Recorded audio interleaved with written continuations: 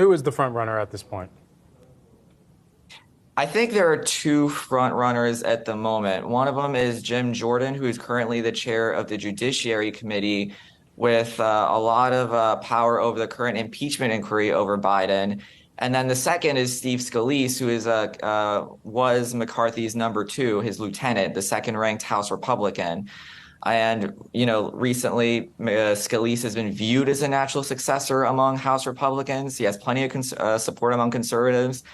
He does have some drawbacks, though. Some of the hardliners who really detested McCarthy on a personal level, they're probably likely to view Scalise as representative of that toxic GOP leadership structure they want to get rid of. And then when it comes to Jim Jordan, one of his drawbacks is that, he's very much in Trump's camp. He sticks to pro-Trump talking points, and he voted to overturn the 2020 presidential election. So I think it's fair to say there that moderates are going to be reluctant to support somebody who think that could be easily demonized by Democrats, particularly going into the next year's election. Joseph, speaking of next year's election, talking about the future of the Republican Party, what some of this chaos signals and how that's going to be received by Americans. How do you think Americans are looking at what's playing out down in D.C. right now and what it tells us about 2024?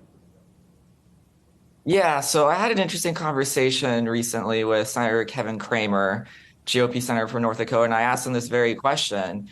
And I think he had a really interesting perspective on it that, what we're seeing in the House, for example, just kind of emblematic of the growing current of anger within GOP politics.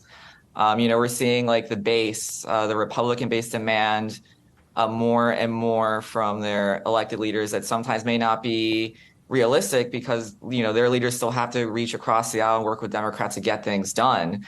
So at least, when it comes to like the House representatives, House Republicans are getting more and more unruly, particularly when they're or under the sway of a small band of conservatives that have a lot of influence over the direction of the party.